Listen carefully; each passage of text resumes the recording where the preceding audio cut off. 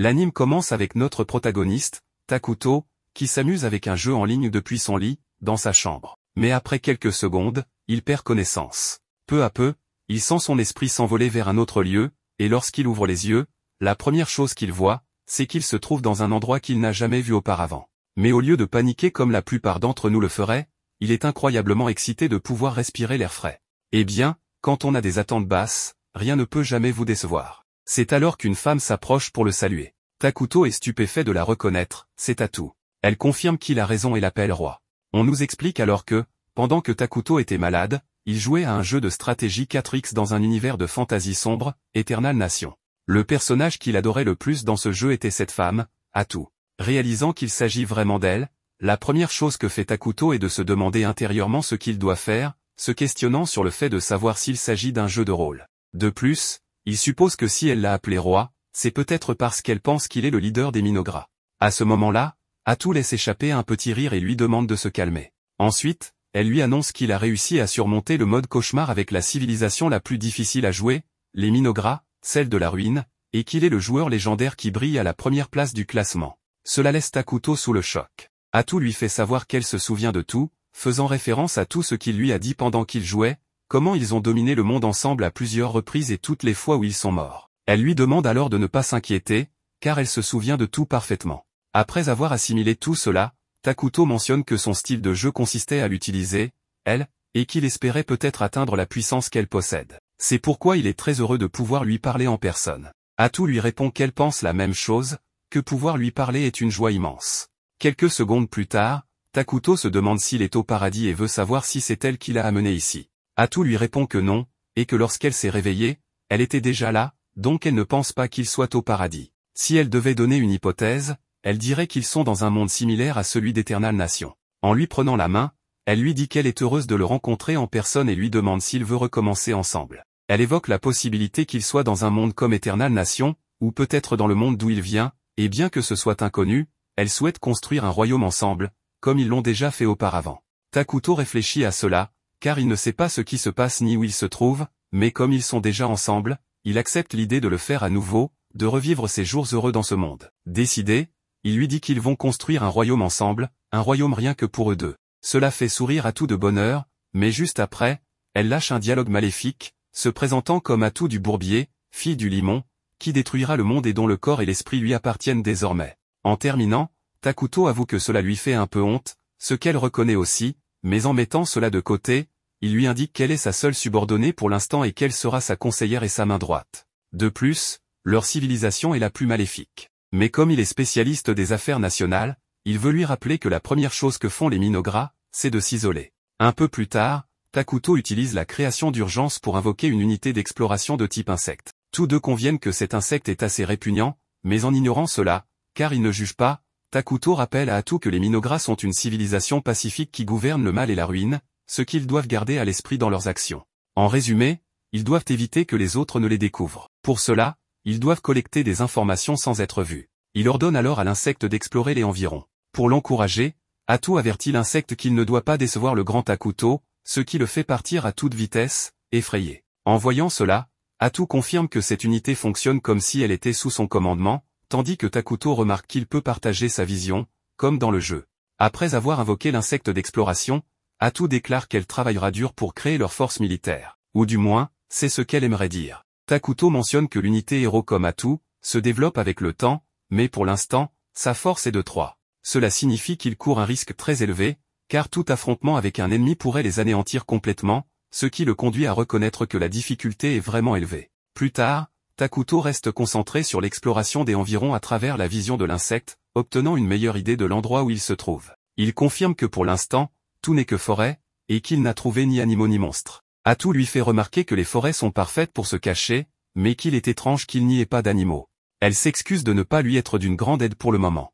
Il lui demande de ne pas s'inquiéter, car sa seule présence à ses côtés lui suffit. Ces mots la rendent très heureuse, et face à sa réaction, Takuto découvre qu'il peut maintenant mieux percevoir sa personnalité, ce qu'il ne pouvait pas apprécier pleinement auparavant. Soudain, il découvre quelque chose d'important, non loin de là, il y a une communauté d'elfes noirs. Atu suppose que c'est normal dans un monde de fantasy et que les elfes noirs, malgré leur nom, sont neutres, mais penchent vers un mal neutre, ce qui est un soulagement. Takuto se demande si cela signifie qu'ils sont bien dans Eternal Nation et souligne qu'il est problématique d'avoir un autre campement à proximité, car il vaut mieux éviter la guerre. Face à ce problème, Atu propose de fuir ensemble, ce qu'il accepte sans objection, car les Minogra aiment la paix et l'harmonie, et elle soutient cela. Elle considère même que la guerre est barbare. Une fois cette décision prise, Takuto lui dit qu'ils vont d'abord surveiller ces elfes tout en explorant les environs, et si cela tourne mal, ils n'auront qu'à s'enfuir. Atu accepte ses ordres avec beaucoup de joie, mais alors qu'il célèbre ce changement de plan de manière positive, des elfes noirs s'approchent et les regardent avec surprise.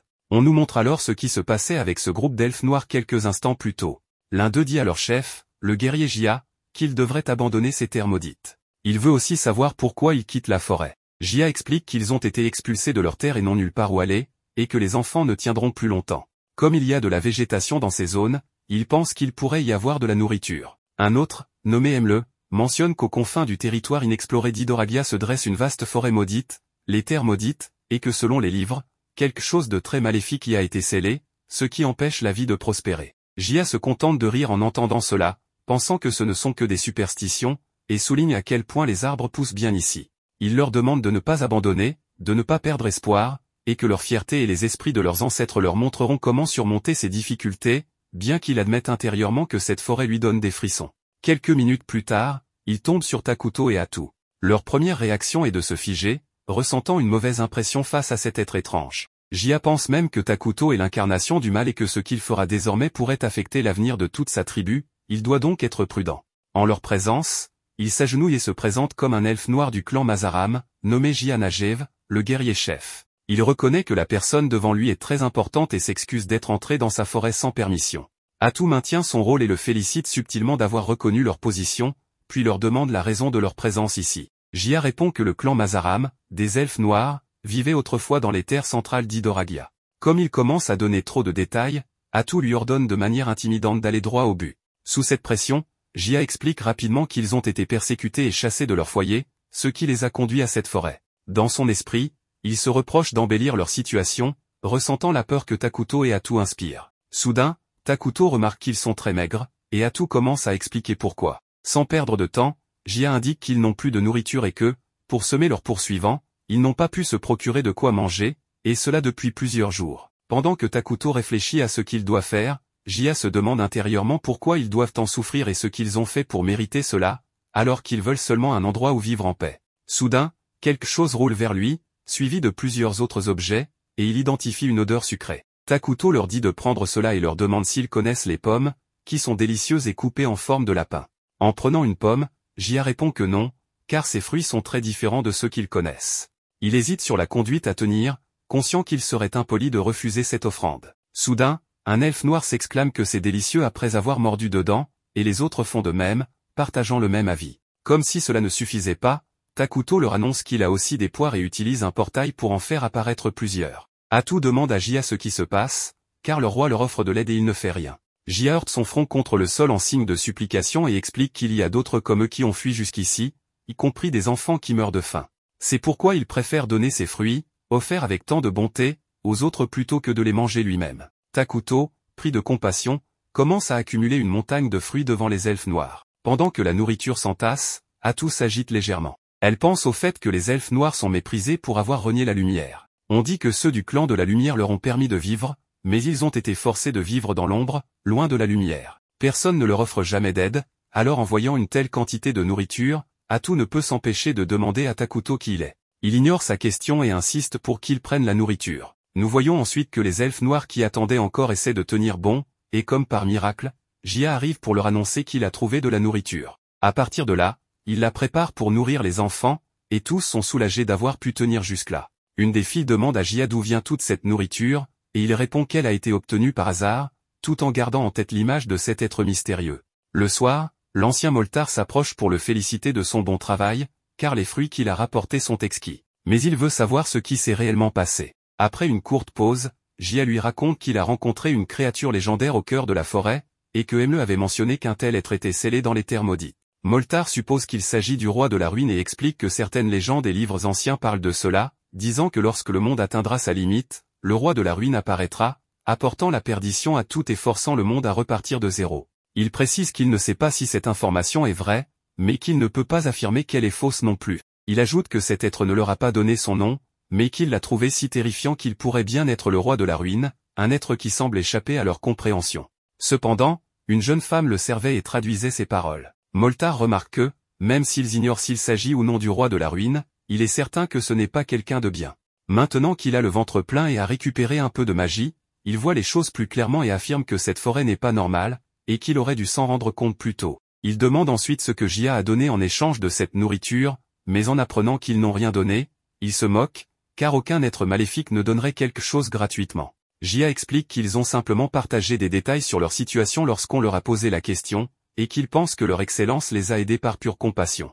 À ces mots, Moltar insinue que Jia a été ensorcelé par cet être maléfique, ne comprenant pas pourquoi il l'appellerait avec tant de respect. Jia lui rappelle qu'il mourrait de faim, et qu'un tel miracle justifie son respect, même s'il s'agit d'un être maléfique, car sans lui, ils seraient probablement tous morts. Comprenant mieux l'ampleur de la situation, Moltar s'excuse pour ce malentendu et annonce qu'il ira négocier avec ce roi, car il doit assumer son rôle de leader. Revenant à Takuto et Atu, cette dernière reproche à Takuto d'avoir gaspillé de la magie pour invoquer toute cette nourriture. Il répond qu'il a eu pitié d'eux. Elle le gronde pour ses excuses simplistes et lui rappelle que leur civilisation vient de naître et qu'ils ne savent même pas ce qui les entoure. Comme elle fait la moue de colère, Takuto lui dit qu'il accepte de faire tout ce qu'elle lui demandera en compensation. Elle trouve cela excessif, se calme et essaie de mieux formuler ses mots. À peine Takuto lui dit qu'il a besoin d'elle, elle change complètement d'attitude pour lui montrer sa loyauté absolue.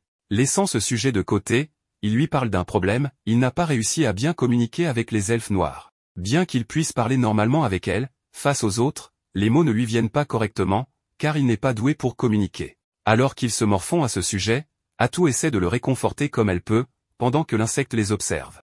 En ce moment, le vieil homme demande à Jia s'il est prêt à revoir le roi, car il leur a déjà donné un peu d'aumône, pour ainsi dire, et on ne sait pas ce qu'il demandera en retour plus tard. Jia en doute fortement, car le roi n'a rien mentionné à ce sujet. Le vieil homme insiste sur le fait que, d'une manière ou d'une autre, le roi finira par demander quelque chose, car c'est ainsi que fonctionne ce monde. Cependant, Moltar est conscient qu'il faut continuer à profiter de la bonté du roi tant que possible, car s'ils quittent la forêt, ils erreraient à nouveau dans le monde et il leur serait très difficile de trouver de la nourriture. Le vieil homme lui rappelle qu'ils sont venus sur le continent obscur pour établir un royaume où ils ne seraient plus persécutés.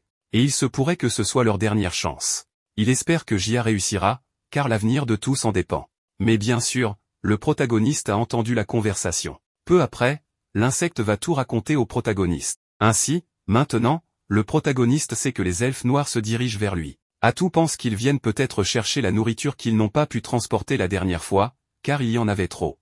Takuto pense que la présence d'êtres d'une autre culture et idéologie pourrait causer des conflits à l'avenir. Il préférerait qu'ils prennent la nourriture et partent au plus vite, mais il s'inquiète de ne pas pouvoir communiquer correctement et donc de négocier avec eux. Atu lui dit que ce n'est pas un problème, qu'elle peut s'occuper des négociations à sa place. Le protagoniste lui demande si elle est sérieuse, et elle lui confirme que oui, qu'en tant que roi, il doit simplement lui donner des ordres et qu'elle obéira. Plus tard, les elfes arrivent, et je trouve curieux que, de leur perspective, tout semble sombre et inquiétant. Moltar se présente comme l'ancien des elfes noirs, et Atu les remercie de montrer le respect approprié, mais elle veut qu'ils disent ce qu'ils ont à dire rapidement. Le vieil homme remercie pour la nourriture donnée à son peuple, mais veut savoir comment s'appelle le roi. Atu s'énerve, mais le protagoniste lui donne le feu vert pour révéler son nom. Elle précise qu'il s'appelle Takuto, seigneur de l'Apocalypse et roi de la ruine, et qu'à partir de maintenant, ils devront s'adresser à lui comme le roi Takuto. De plus, elle donne son propre nom et indique qu'elle est inférieure au roi pour qu'il ne la traite pas de la même manière. Le vieil homme remercie pour ces informations et promet que tout son peuple se souviendra de leur nom. Le protagoniste est très heureux de cela, et Atu leur demande de prendre la nourriture avant qu'elle ne se gâte. Cependant, l'ancien elfe veut savoir comment ils peuvent rendre l'appareil. Atu précise qu'ils n'ont rien à offrir, doutant qu'ils aient quelque chose qui puisse satisfaire le roi. Le vieil homme semble indécis, un peu nerveux, alors Atu lui demande s'il mijote quelque chose. Il assure que non, que ce n'est rien. Le protagoniste en profite pour dire à Atu qu'en matière de négociation, il devrait faire certaines choses, mais elle n'aime pas cela, car elle pense que ces elfes ne savent pas négocier. Le protagoniste insiste, mais Atu pense qu'il serait préférable de les éliminer au plus vite pour qu'ils ne deviennent pas un problème à l'avenir. Takuto lui demande de se calmer, car peut-être que les elfes souhaitent également une amitié mutuelle au bénéfice des deux parties. Peut-être que s'ils acceptaient quelque chose que les elfes sont prêts à payer au lieu de leur donner de la nourriture, cela pourrait apaiser tout le monde. Le vieil homme accepte, et le protagoniste confirme que c'est la meilleure solution, car cela apportera plus de calme à tous dans cet endroit. Atu dit aux elfes qu'ils sont idiots de croire que leur roi est un spectre maléfique, mais Moltar précise qu'il n'a jamais pensé une chose pareille. Atou lui ordonne de se taire, car elle veut réfléchir au prix que les elfes devront payer, mais rien ne lui vient à l'esprit. Le protagoniste pense qu'il serait excellent qu'il raconte ce qu'il y a dans le monde extérieur. Le vieil homme dit alors qu'il leur racontera tout ce qu'il a vu, entendu et vécu. Atou trouve cela parfait et précise qu'une fois l'accord conclu, ils devront quitter la forêt, ce qui fait trembler Jia. Le protagoniste sent qu'il comprend mieux ce type que le vieil homme, mais Moltar demande plutôt qu'on leur accorde la permission de rester dans la forêt. Atou refuse et leur interdit de raconter ce qu'ils ont vécu ici. Jia s'oppose, mais le vieil homme lui explique que si c'est la volonté du roi, ils doivent obéir. Moltar remercie et se retire, mais le protagoniste se demande s'ils font le bon choix, car s'ils quittent la forêt, ils risquent fort de mourir. Mais à la dernière seconde, il leur dit d'attendre et leur propose de devenir ses citoyens, ce qui surprend même Atou. Elle lui demande ce qu'il fait, et Takuto pense que le système des réfugiés serait une bonne option. Le protagoniste sait que les elfes noirs ne sont ni bons ni mauvais, mais s'ils les acceptent comme réfugiés dans leur civilisation, si cela fonctionne comme dans le jeu, ils finiront par devenir aussi maléfiques que lui et Atou. Elle en doute, car ils sont très différents des homoncules, les citoyens principaux de Minogra. Il est probable qu'il y ait des conflits entre eux à l'avenir, mais malgré cela, le protagoniste lui demande de se souvenir de l'apparence des homoncules et si elle pourrait vivre uniquement avec ce type de citoyen. Atou admet que le protagoniste a raison, que l'apparence des homoncules est même nuisible à l'esprit et qu'ils ne peuvent même pas discuter. Avec cela décidé, Atou annonce aux elfes que le roi a décidé de fonder une civilisation ici. Par conséquent, s'ils souhaitent devenir ses citoyens, le roi promet de les protéger. Le vieil homme veut savoir ce qu'il adviendra de lui et de sa tribu s'ils deviennent citoyens. Atou précise que le roi leur promet le bonheur éternel. Enfin, du moins, ce serait la norme. En réalité, ils deviendront des êtres maléfiques. Cela dit, ils sont libres de choisir ce qu'ils veulent, mais selon l'opinion personnelle d'Atou, ils s'en sortiront mieux qu'ils ne le pensent. Plus tard, elle mentionne que les elfes ont mis longtemps à décider, et Takuto pense que c'est normal si on leur dit soudainement qu'ils deviendront des êtres maléfiques. Peu après, ils arrivent au campement des elfes noirs, et tous s'inclinent devant leur présence. L'un d'eux s'évanouit même. Jia leur ordonne de ne pas regarder le roi dans les yeux, car ce serait un manque de respect. Une fois le roi assis sur son trône, Atou les déclare tous citoyens de Minogra, la nation du roi Takuto. Une option du jeu apparaît pour le protagoniste, lui demandant s'il accepte de les prendre comme citoyens, et bien sûr, il accepte. Eh bien, maintenant, officiellement, Minogra a été fondée. Jia se demande si c'est tout, car elle ne ressent aucun changement en elle, mais soudain, elle commence à ressentir quelque chose de très étrange. Oui, elle commence à ressentir de la haine envers ceux qui les ont persécutés et méprisés pendant si longtemps. Tout le monde ressent la même chose, mais peu après, ils comprennent que c'est le bonheur qu'on ressent lorsqu'on est pris en charge. Tous les elfes, désormais satisfaits du roi, commencent à scander son nom. Quelques jours plus tard, le protagoniste est sous le choc, car en regardant la carte, ils ont découvert qu'ils ont commencé dans une position désastreuse, car sur le continent où ils se trouvent, il existe déjà 2 grandes nations. Le royaume sacré de Qualia, appartenant à des humains qui vénèrent Arlo, leur dieu sacré. Il y a aussi l'Alliance élémentaire, qui est la nation des elfes qui vénèrent la nature. Les 2 royaumes sont bons, et s'ils découvrent la nation du protagoniste, eh bien, on sait ce qui arrivera. C'est terrible, car la nation du protagoniste n'a pas de force militaire, et pour couronner le tout, ces terres maudites n'ont aucune ressource naturelle. Takuto pense que tout n'est pas si mal, car en conditions normales, Minogra a du mal à faire des recherches, car ses citoyens homoncules manquent d'intelligence. Cependant, avec les elfes, les choses changent énormément. Peu après, le vieil homme et Jia arrivent, mais aussi Emle.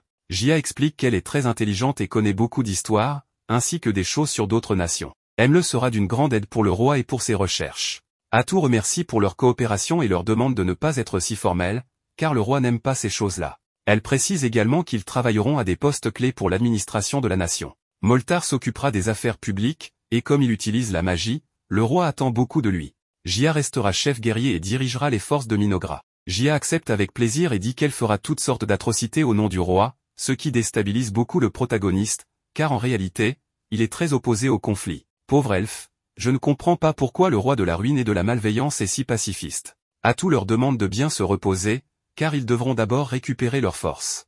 Ensuite, ils devront construire beaucoup de maisons. Moltar promet d'être utile, contrairement à Jia et sa force brute. Cela crée un conflit entre les deux, car ils commencent à dire que l'un est meilleur que l'autre. Atou informe le protagoniste qu'ils sont peut-être trop passionnés par le travail. Takuto pense qu'il serait alors préférable d'aménager le terrain en profitant de leur énergie. Atou demande au vieil homme de trouver du bois, mais sans trop affecter la forêt. Il lui assure de ne pas s'inquiéter, qu'il est habitué à tout type de tâches dans les forêts. Une fois de plus, Jia ne comprend pas pourquoi le roi de la ruine ne cherche pas à détruire la forêt, mais bon, pour couronner le tout, le protagoniste leur demande de ne pas oublier de reboiser. Les elfes ne comprennent pas, alors Jia demande ce que c'est. Takuto trouve cela curieux. Selon lui, le niveau technologique des gens de ce monde se concentre plus ou moins sur la construction de forteresses. Peu après, Atu demande aux elfes s'ils connaissent la magie militaire et les 6 éléments principaux. Moltar dit connaître les 4 éléments, car c'est la base de la magie. Le dit n'avoir jamais entendu parler de l'utilisation de la magie militaire par les autres nations. Avec cela, le protagoniste comprend que ce monde n'a pas encore atteint le niveau des 6 éléments principaux, c'est-à-dire qu'ils sont en retard par rapport à d'autres technologies, ce qui est étrange d'une certaine manière. Le vieil homme demande s'ils ont un niveau de technologie magique inférieur à ce que le roi attendait, et Atu répond que oui. Cependant, ce n'est pas grave, car ils pourront surpasser les autres nations lorsqu'ils parviendront à s'améliorer. Mais revenons au sujet principal, elle explique que reboiser, c'est planter des arbres dans les terres exploitées. C'est important pour préserver les ressources, et oui, cela fonctionne même dans la vie réelle. Le mentionne que le niveau de technologie magique n'a rien à voir avec planter des arbres, ce à quoi le vieil homme répond que c'est vrai, car les arbres mettent des siècles à mûrir. C'est là qu'Atu précise que reboiser utilise les éléments principaux pour accélérer leur croissance. Et oui, c'est une connaissance et une sagesse apportée par le grand roi Takuto. Le protagoniste sait que ce n'est pas vrai, mais elle continue à vendre du vent en disant que le grand roi connaît beaucoup de sujets, qu'il possède une grande sagesse, et elle leur dit qu'ils devraient se sentir chanceux d'être ses citoyens. Le demande si les fruits qu'ils leur ont donnés précédemment ont également été créés par le roi, et Atu répond que oui, qu'en fait, elle adore les raisins. Elle demande si les raisins sont le fruit violet et mentionne qu'elle a planté leurs graines, qui commencent déjà à germer. Cela choque le protagoniste et Atu, car Takuto avait oublié que les fruits qu'il leur avait donnés venaient du monde moderne, ce qui signifie qu'il peut créer en urgence des choses qui n'existaient pas dans le jeu. Il essaie, et effectivement, il parvient à faire apparaître une pièce de monnaie. Avec ce pouvoir, le protagoniste sait que tout sera plus simple, car il pourra fabriquer de la poudre à canon, des métaux et même de l'essence. Le problème est qu'il faudra beaucoup de magie pour cela, mais le sourire de Takuto en dit long. Elle me demande si elle n'aurait pas dû planter les graines, mais Atu lui dit que non. En fait, elle la félicite pour l'excellent travail qu'elle a fait. D'un autre côté, cette blonde, qui semble être une sainte, dit qu'il y a des présages d'apocalypse venant des terres maudites du continent obscur. Cela est évidemment mauvais pour les deux nations, mais un cardinal vient d'arriver pour lui signaler que des barbares sont apparus dans le nord. Elle sait qu'elle doit se mettre en route, car quelque chose commence à se produire dans ce monde.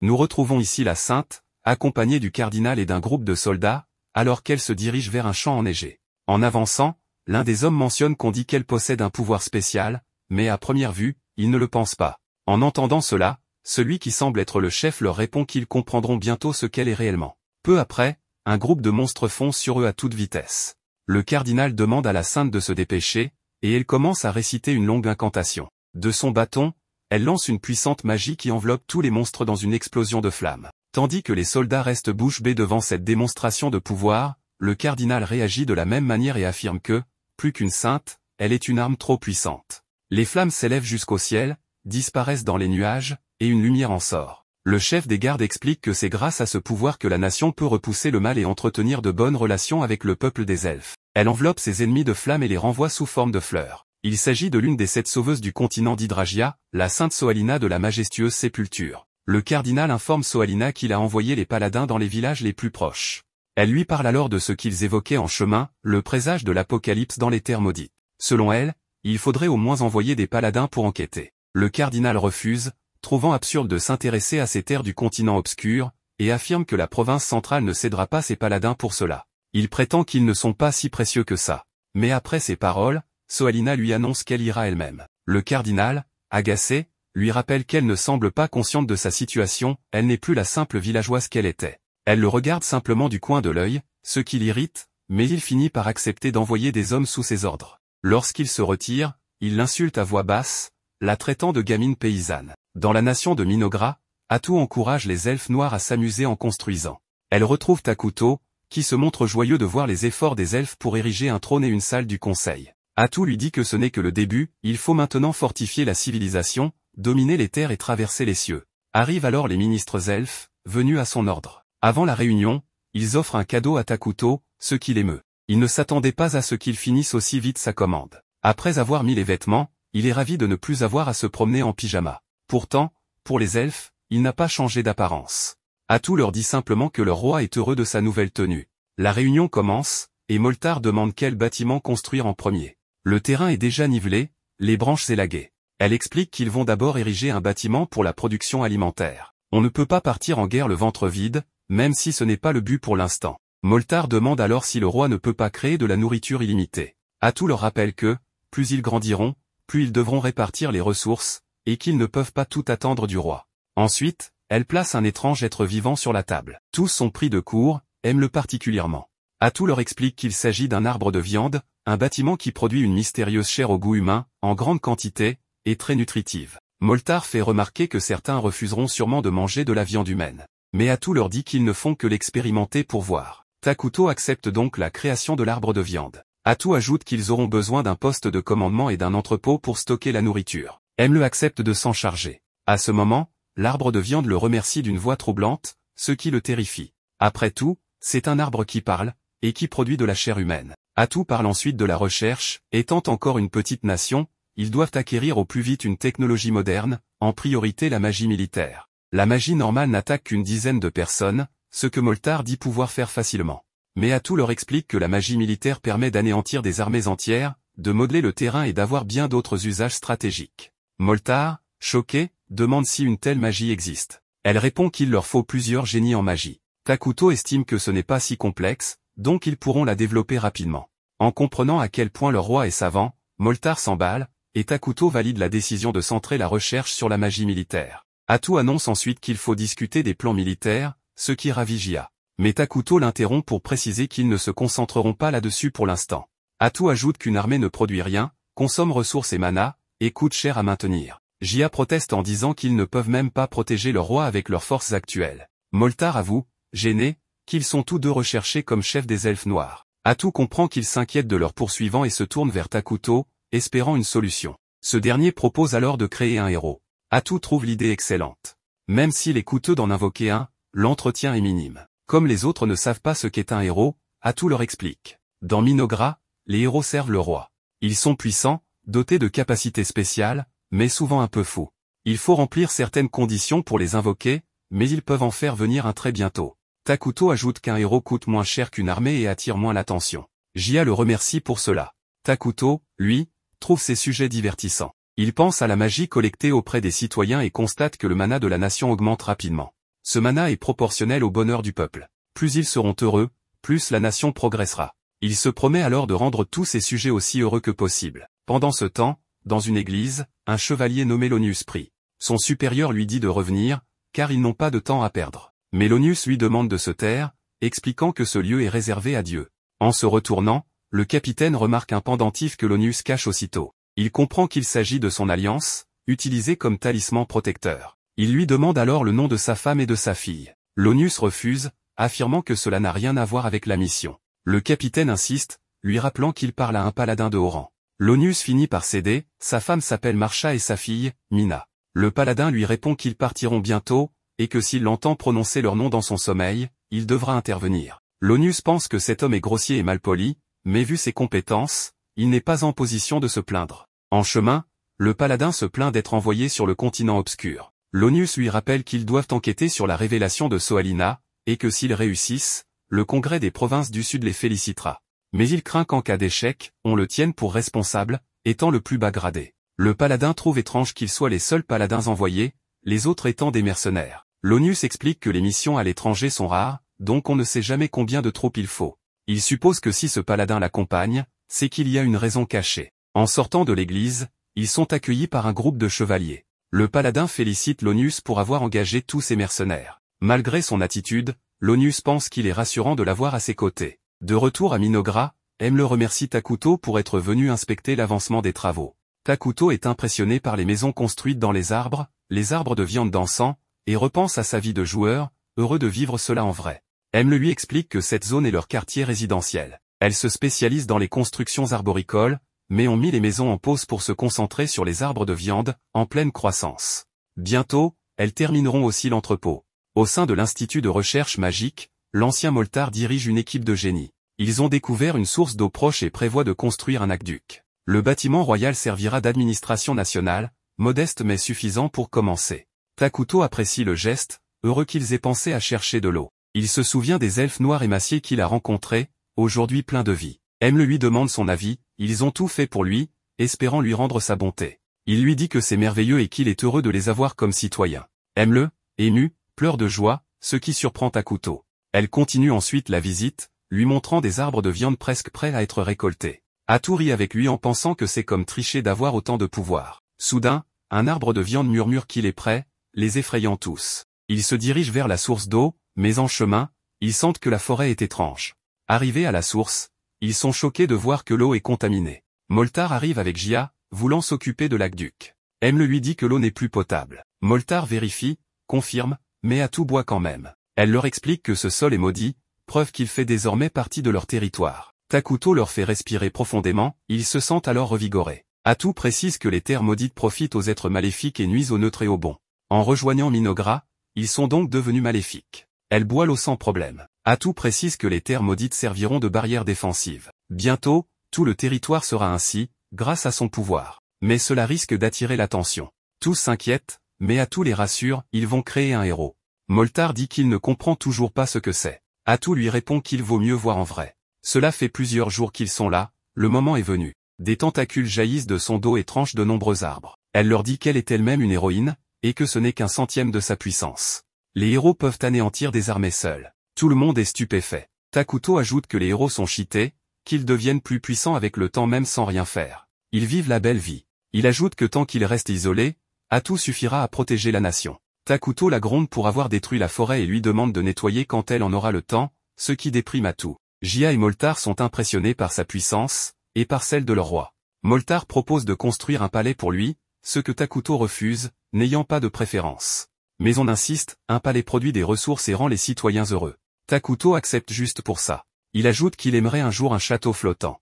Les autres sont confus, mais après tout ce qu'ils ont vu, ils trouvent ça crédible. Pendant ce temps, les paladins poursuivent leur route vers le continent obscur, éliminant les monstres sur leur passage. Les mercenaires les suivent. Alors qu'ils poursuivent leur route vers les terres maudites, le paladin supérieur nommé Verdel dit à Lonius qu'il a bien fait d'engager autant de mercenaires. Celui-ci le remercie et admet qu'il a eu de la chance, car la majorité des mercenaires se trouvent dans le nord. La raison, les troubles dans cette région, où des barbares sont soudain apparus dans la province septentrionale de Qualia et ont ravagé les villages, causant d'énormes dégâts. Même si une sainte et l'armée ont été envoyés pour reprendre le contrôle, les troubles ne semblent pas s'apaiser. L'un des mercenaires, nommé Vargo, les entend parler et leur fait savoir que, selon ce qu'on lui a raconté, la situation est catastrophique dans le nord. Verdel lui demande s'il ne compte pas y aller, car on dit qu'il y a beaucoup d'argent à gagner. Vargo répond que malgré cela, il ne veut pas s'en approcher maintenant qu'il sait qu'il y a une sorcière là-bas. Cela surprend Lonius, mais Verdel leur demande d'oublier le nord, car ils sont en route vers le sud, vers les terres maudites. Et comme ils ne savent pas ce qu'ils peuvent y trouver, il ne veut pas qu'ils soient distraits. Un instant, on aperçoit une femme encapuchonnée dans la forêt. Cette nuit-là, le groupe fait une pause dans une auberge. Lonius en profite pour interroger Vargo sur ce qu'il disait à propos de la sorcière. Celui-ci lui explique qu'il s'agit d'une rumeur, la sorcière serait à l'origine des troubles du Nord. Lonius trouve cela ridicule, car Soalina s'est aussi rendu là-bas, donc il est impossible qu'une seule personne soit responsable. Vargo est d'accord, mais quand il s'apprête à donner son avis, il est interrompu par Verdel qui ne souhaite qu'il plombe l'ambiance. Vargo lui demande s'il ne boit pas un peu trop. Verdel lui répond de ne pas se soucier de détails, car selon les paroles de Dieu, il faut se débarrasser de ses vêtements spirituels en rentrant chez soi après avoir pris soin de la souffrance des autres. Lonius lui cite alors le passage exact de la doctrine du dieu Haro, pour lui faire remarquer que nulle part il n'est écrit qu'on peut boire. Verdel s'excuse en disant qu'ils ont une interprétation différente et lève son verre avec entrain. Ignorant cela, Vargo souligne qu'ils ont envoyé 2 chevaliers sacrés enquêter dans les terres maudites du continent obscur. Il se demande ce qui est si important pour que ce soit eux qui soient envoyés, espérant que cela n'ait rien à voir avec une autre sorcière. Verdel répond que ce n'est pas le cas, et qu'ils savent à peu près de quoi il s'agit. Cela surprend Lonius, car il n'a pas cette information.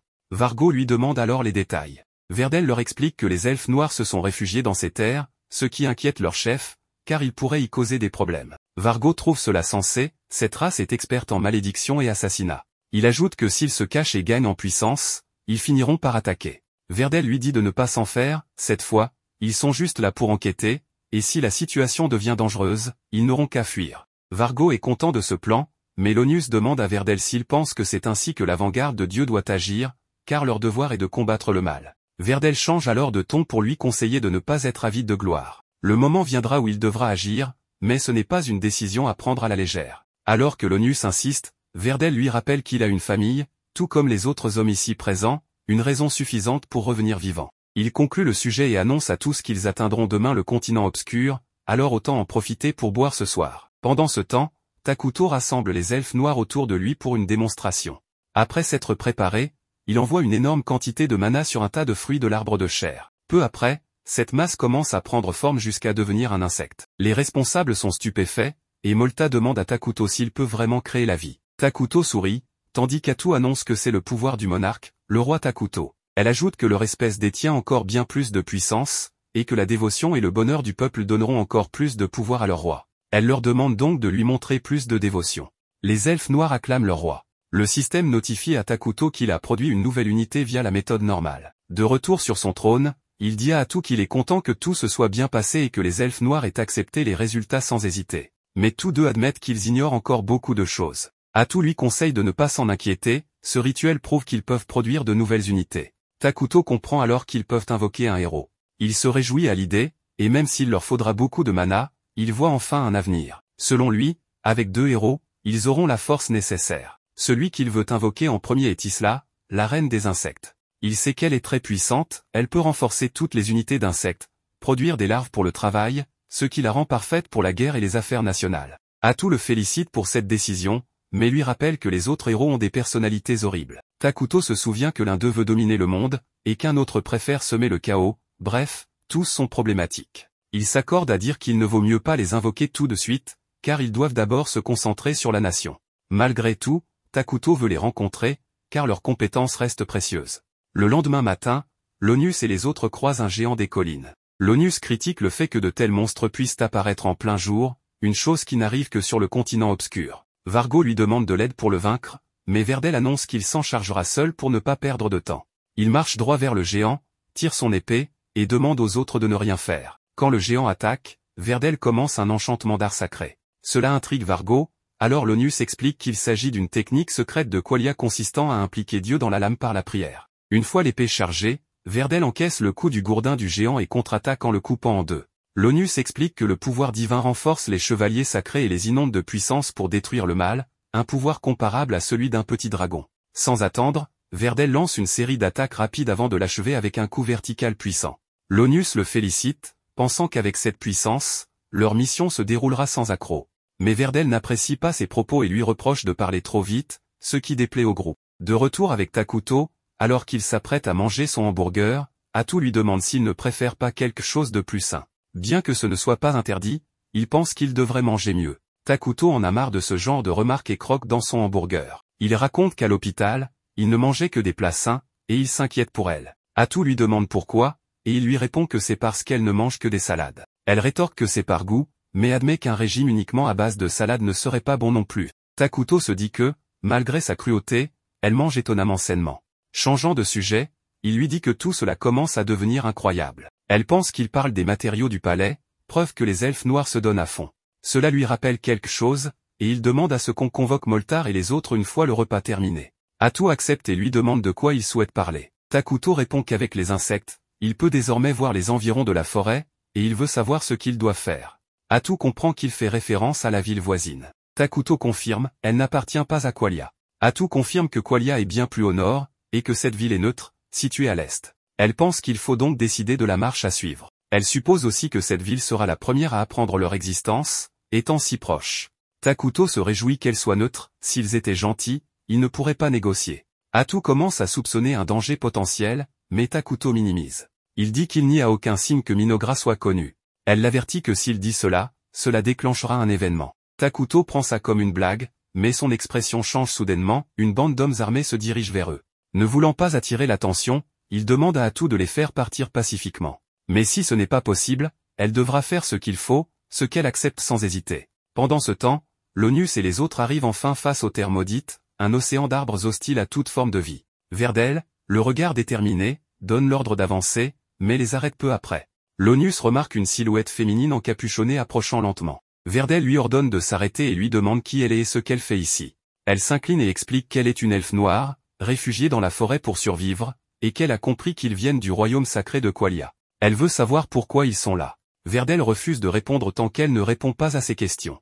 Elle affirme vivre avec les siens, eux aussi réfugiés. Verdel lui demande alors si cela la dérange qu'ils entrent dans la forêt. Elle dit que c'est impossible et fixe le groupe de ses yeux brillants. L'Onius tente de dire qu'ils sont des hommes de Dieu, mais Verdel le fait taire. L'Onius s'excuse, même s'il ne comprend pas pourquoi une telle réprimande pour si peu. Verdel continue et dit qu'ils sont là pour une mission et qu'ils ne peuvent pas partir juste parce qu'elle ne le souhaite pas. Elle leur explique que son peuple a souffert et qu'il veut simplement vivre en paix. Verdel insiste et demande s'il y a quelque chose dans cette forêt. Elle répond qu'il n'y a que paix et tranquillité. Elle veut savoir pourquoi il s'obstine sur cette forêt aussi sinistre. Ces paroles irritent profondément Verdel et l'Onius. Après un silence, Verdel déclare qu'ils sont ici à cause d'une révélation divine, une calamité se cache ici, et ils ne partiront pas sans en avoir la preuve. Cela surprend le groupe, car personne ne savait que c'était pour cela qu'ils étaient venus. L'Onius aussi est surpris, et Verdel lui rappelle que cette révélation était un secret d'État. L'Onius ne comprend pas pourquoi il la révèle ainsi.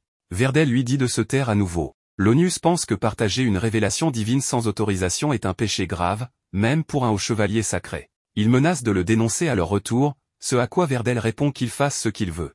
L'elfe noir s'excuse à nouveau, les yeux brillants d'un éclat rouge, et leur répète qu'il n'y a rien ici dont ils doivent s'inquiéter. Elle veut qu'ils repartent. Verdel affirme qu'ils resteront un moment. Elle insiste, il vaut mieux qu'ils ne le fassent pas. L'Onius perçoit une énergie maléfique en elle, et se demande si elle est vraiment une elfe noire. Il se convainc que la révélation est vraie et que quelque chose se cache ici. Verdel demande à l'elfe si cette calamité n'existe vraiment pas. Elle répond que non, et que si c'était le cas, même eux en auraient peur. Verdel lui demande alors de le jurer devant Dieu, ce qu'elle fait sans hésitation. Quelques instants plus tard, Verdel ordonne le repli. L'Onius insiste, mais Verdel reste ferme, il se retire. L'Onius, frustré, dit que c'est honteux. Puisqu'il abandonne sa mission et révèle une prophétie, il le destitue de son autorité. Il annonce aux mercenaires qu'ils vont entrer dans les terres maudites pour enquêter. Vargo obéit, malgré les protestations de Verdel, car c'est l'Onius qui les a engagés. L'Onius ordonne alors l'arrestation de la femme. Verdel est contre, elle est sans défense. Alors qu'il l'encercle, elle soupire, déçue d'avoir échoué. Soudain, l'Onius se réveille, inconscient. Il voit sa main couverte de sang. En relevant les yeux, il aperçoit Atou, ayant empalé tous les mercenaires par les membres. Verdel entre en garde, c'est une sorcière. Atou, prenant sa vraie apparence, se lamente que tout ne puisse pas toujours bien se passer. Après la grande menace proférée par Atou, Verdel demande à l'un des survivants de retourner en arrière pour avertir les autres, car c'est crucial. Mais Vargo s'excuse, expliquant que l'attaque de la sorcière a anéanti tous les messagers. Il révèle alors qu'il est le monstre qu'il recherchait, laissant tomber les cadavres des chevaliers au sol. Cela laisse Léonius abasourdi, mais Verdel lui demande de garder son calme, précisant qu'il ne leur reste plus qu'à combattre. Il ordonne à ses hommes de se mettre en formation de combat. Ces paroles remotivent ses troupes, qui s'organisent immédiatement. Quelques secondes plus tard, Verdel ordonne une salve de flèches contre Atou, mais elle bloque chaque projectile avec ses tentacules, affichant une attitude détendue face à eux. Voyant la frustration de Verdel, Atou lui assure qu'elle regrette d'en être arrivée là et blâme l'idiot à ses côtés, qui, par sa dévotion mal placée, s'est mêlé de ce qui ne le concernait pas. Léonius, encore sous le choc, tente de comprendre la situation. Il demande à Verdel ce qu'est une sorcière. Verdel explique que ses supérieurs lui ont ordonné de garder le secret, mais avec la moitié de leurs hommes morts, il pense qu'il aurait dû lui en parler plus tôt. Il révèle que lorsqu'une sainte reçoit une révélation confirmée par les chefs, le monstre issu de la calamité est appelé une sorcière. Une sorcière a également causé des troubles dans le nord, et cette femme doit être du même type. Face à cette menace, Verdel demande aux mercenaires de reculer pour qu'ils puissent accompagner Léonius. N'ayant pas d'autre option, ils utilisent l'art de l'épée sacrée pour attaquer Atou. Elle se moque de leur lenteur et de leur manque de puissance, mais recule lorsqu'un des deux parvient à couper un de ses tentacules. Elle comprend qu'ils utilisent la bénédiction d'un dieu, leur conférant un bonus d'attaque contre les êtres maléfiques, un problème pour les civilisations du bien. Distraite par cette analyse, Verdel l'attaque à nouveau, coupant un autre tentacule, ne lui en laissant plus que 3. Atou, furieuse, utilise ces 2 derniers tentacules pour prendre des mercenaires en otage. Elle admet les avoir sous-estimés, reconnaissant leur force inattendue, mais souligne qu'ils ne peuvent plus attaquer, car les humains, par leur attachement, font des boucliers parfaits. Cette vieille est folle, murmure Léonius. Verdel lui demande de se retenir, expliquant qu'il ne reste que 2 tentacules et qu'en les coupant, ils pourront vaincre Atou et éradiquer la calamité, évitant ainsi tout dommage supplémentaire. Il l'incite à réfléchir à ce qui compte vraiment. Convaincu par cette logique, Léonius et Verdel chargent Atou, la prenant par surprise. Ils tranchent rapidement les corps des mercenaires et les tentacules. Verdel s'avance pour porter le coup final, mais lorsqu'il s'approche, Atou affiche une expression macabre. En un instant, Verdel est transpercé par de multiples tentacules. Dans ces derniers instants, il crie à Léonius de fuir, avant qu'Atou ne lui perce la tête. Lorsque le corps de Verdel s'effondre, Léonius est sous le choc, car il pensait avoir coupé tous les tentacules. Atou lui demande alors quand elle a dit qu'elle n'en avait que 6, expliquant qu'elle peut les régénérer à volonté, tout en arborant un sourire satisfait. Léonius réalise qu'elle jouait avec eux depuis le début et ordonne aux mercenaires de fuir, insistant pour qu'au moins l'un d'eux survive pour raconter l'histoire. Les mercenaires s'enfuient, terrifiés, ce qui déplaît à Atou. Lorsque Léonius attaque Atou désespérément, elle bloque son épée avec l'arme de Verdel, utilisant l'art de l'épée sacrée. Remarquant sa surprise, elle explique qu'elle a volé cette technique à Verdel en le tuant, ainsi que tout son entraînement et ses compétences.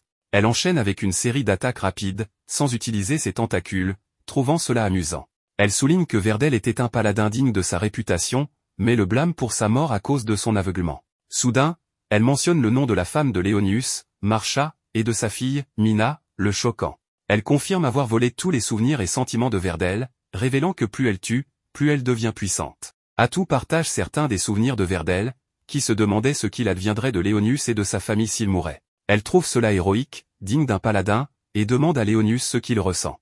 Il répond que la volonté de Verdel vit toujours en lui, car en la retenant, il donne une chance aux mercenaires de s'échapper. Mais des cris retentissent au loin, et Atou explique que les elfes noirs, qu'elle a envoyés, ne laisseront personne s'enfuir. Léonius, désespéré, l'attaque à nouveau, mais Atou, prête à tout, réagit avec malveillance. Elle le piège et lui reproche de ne pas avoir écouté Verdel. S'il l'avait fait, il serait rentré chez lui, aurait retrouvé sa famille, vécu une vie paisible et continué à rendre grâce à son Dieu. Le bois serait resté calme, et elle aurait pu dormir en espérant que cela dure éternellement. Mais à cause de lui, elle annonce un futur où tout ce qu'il connaît mourra, sa famille, son royaume, ses amis, qu'elle traquera pour les tourmenter jusqu'à ce qu'ils implorent la mort. Elle détruira également tous les villages qu'ils ont traversés, tuant leurs habitants sans raison, et dira que tout est de sa faute. Léonius la supplie d'arrêter, mais Atou, sans l'écouter, affirme que si les gens le méprisent, il sera fini, et c'est pourquoi elle doit tous les tuer, une leçon apprise d'une personne importante. Elle est prête à anéantir des millions de personnes pour ne jamais être méprisée. Léonius, tourmenté, continue de la supplier, mais elle lui dit joyeusement qu'il est une bonne personne, croyant en un Dieu, travaillant pour son pays et aimant sa famille. Cependant, elle déteste ceux qui se prennent pour la justice incarnée. Elle lui dit adieu, espérant qu'il verra ses proches et les innocents souffrir atrocement par sa faute. Léonius pousse un cri déchirant, tandis qu'elle rit en lui ôtant la vie lentement et douloureusement. Une fois terminé, dans une mare de sang, l'anneau de Léonius brille. Atou part rejoindre les autres, annonçant que, comme demandé, ils ont tous été tués. Elle ajoute que cela plaira à son roi et qu'elle prévoit de rentrer, après avoir demandé de se débarrasser des corps. On lui demande si elle compte vraiment exécuter ses menaces. Son expression sérieuse s'adoucit, et elle répond en riant qu'elle plaisantait, qu'elle est tranquille et qu'elle ne faisait que les tourmenter un peu. Les autres, perplexes, trouvent étrange qu'elle se qualifie de paisible après avoir tué 8 personnes. Atou part voir son roi, pressé, et Jia lui demande si quelque chose ne va pas. Avec une expression sérieuse, elle répond qu'elle doit parler au roi de quelque chose d'important. La nuit, elle rencontre Takuto pour lui raconter ce qui s'est passé, notamment l'utilisation du terme sorcière à son sujet. Cela le rend perplexe, car il ne se souvient pas d'une telle unité dans Eternal Nation. Atou confirme que ce n'est pas le cas et que ce monde n'est clairement pas celui du jeu. Takuto admet qu'il craignait cela. Atou explique qu'ils ont agi selon les règles du jeu jusqu'à présent, mais qu'ils doivent maintenant considérer que ce monde est différent. Cependant, ces différences pourraient leur être bénéfiques, notamment grâce à sa capacité. Dans le jeu, la compétence spéciale d'Atou lui permettait de voler les capacités d'une unité vaincue, mais ici, elle peut aussi voler leurs souvenirs, une arme puissante. Takuto approuve, car cela leur permet de connaître la situation à Qualia sans envoyer d'espions. Atou ajoute que Qualia ne peut plus envoyer de force à cause d'un désastre dans le nord. Bien qu'il soit tranquille pour l'instant, Qualia pourrait réagir après cette défaite. Takuto note qu'ils ignorent tout de Minogra et que toute action ennemie nécessitera prudence. Ce qui l'inquiète le plus, c'est l'origine de ce désastre dans le nord. Atou précise qu'elle n'en sait rien, pas même Qualia, mais que la sorcière, nommée Elakino, la sorcière limace, a causé des dégâts comparables à ceux d'une armée. Dans un changement de scène, une fillette, Elakino, marche joyeusement dans un village détruit jonché de cadavres. Elle annonce qu'ayant terminé ici, elle veut aller à la prochaine ville, accompagnée de ses zombies, ravis de semer le chaos. De retour avec Takuto, il demande à Atou si les troubles du Nord sont récents. Elle confirme, ce qui pousse Takuto à réfléchir, un monstre capable de rivaliser avec une armée est apparu récemment, peut-être dans ce monde comme eux, et il semble y avoir plus d'individus avec une force héroïque, ce qui complique les choses. Atou demande ce qu'il doit faire, notant que Elakino semble maléfique et proposant d'établir un contact. Takuto refuse, estimant qu'ils ne s'entendraient pas, surtout s'ils sont tous deux maléfiques. Atou acquiesce, soupirant que tout allait bien jusqu'à présent. Takuto ajoute que face à la possible présence d'un autre héros, ils doivent créer leur propre héros.